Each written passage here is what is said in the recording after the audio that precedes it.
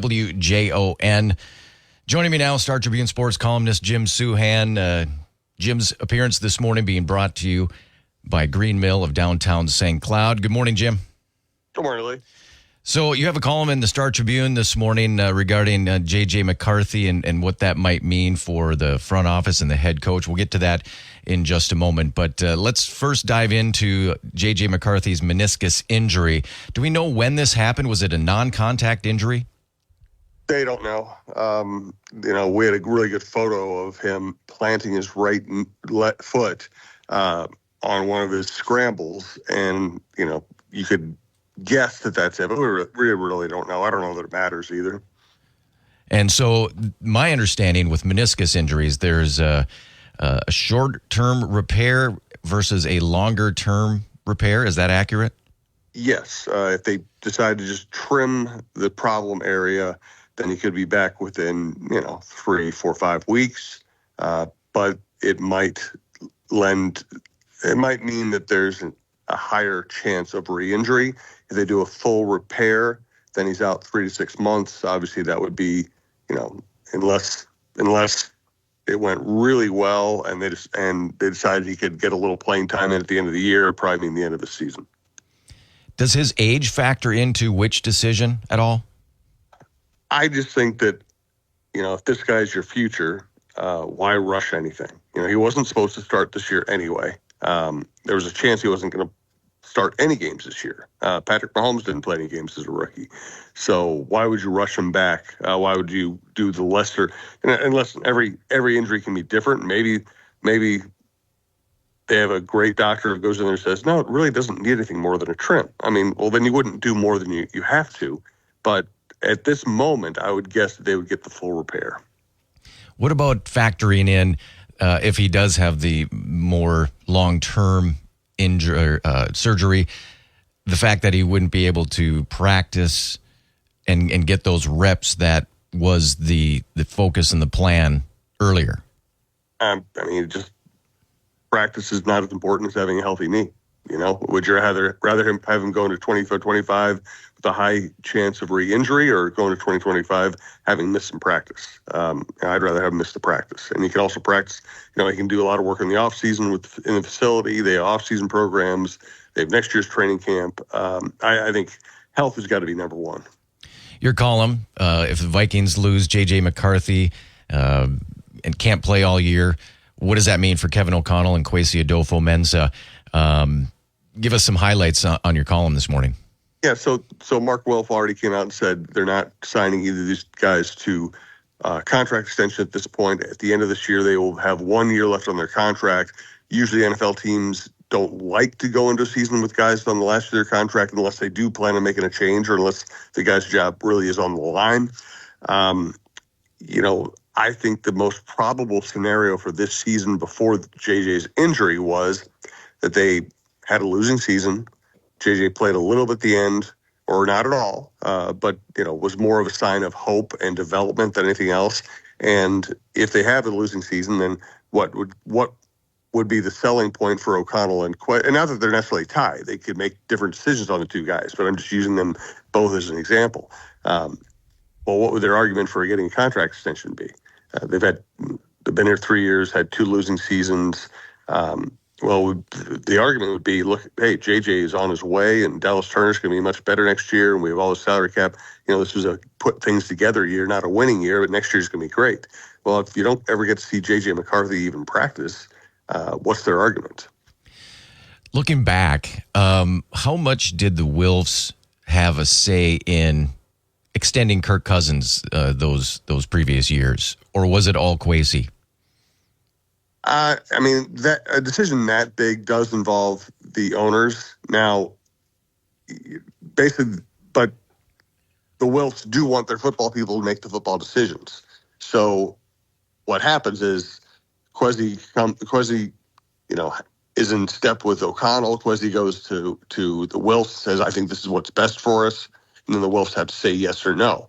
In general, owners do let them make the decision, but they also put in their file. Okay, this is what they decided to have us spend this money on this player. This goes on their resume as far as making good decisions.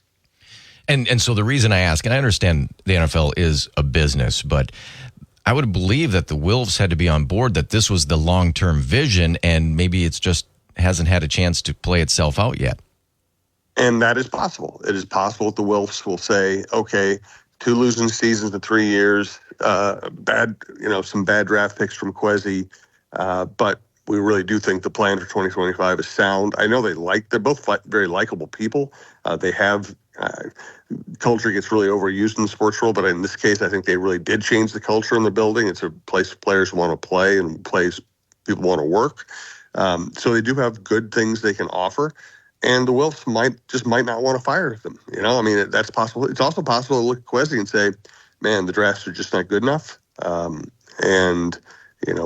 We need to be better in player selection.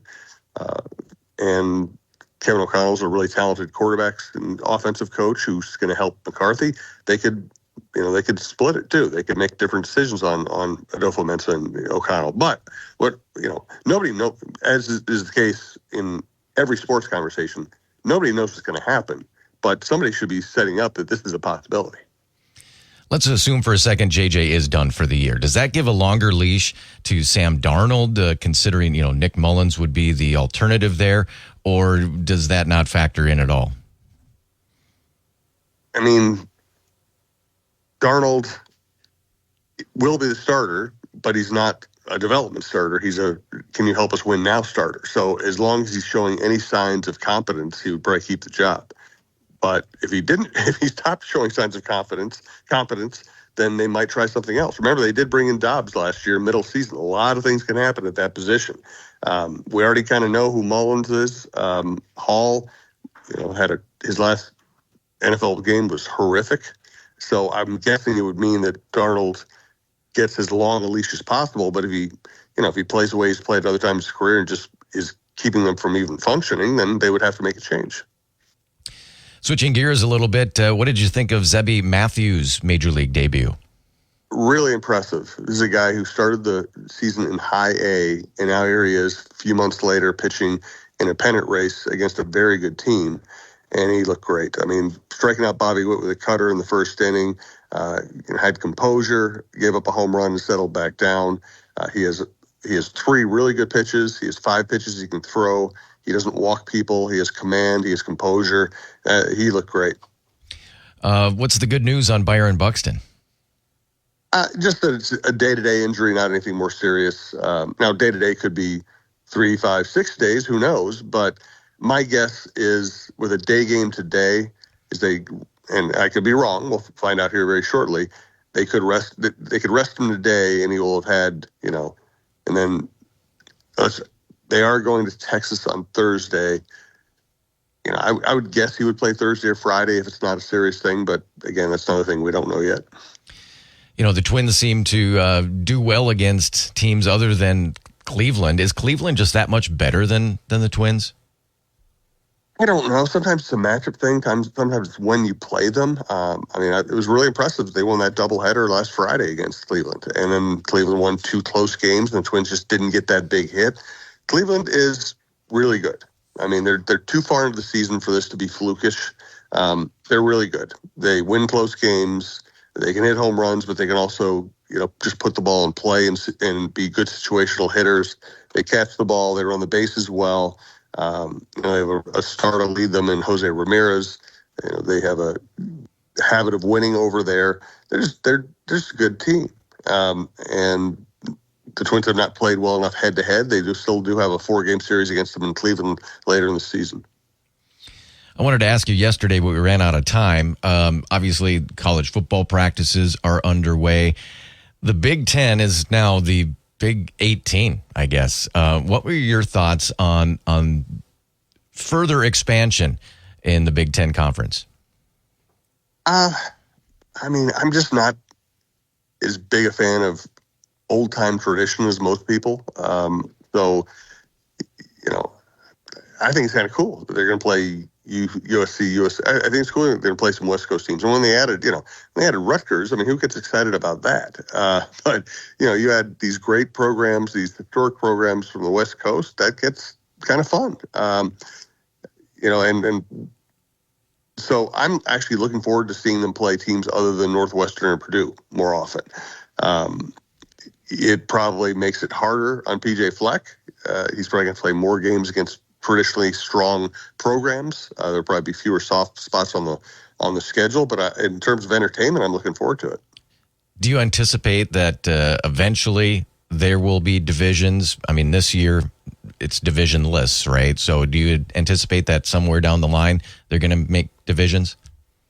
I would think so, but probably not a bad idea to experiment with this and just see what it looks like if you don't have divisions. It's just kind of this open, wild circus.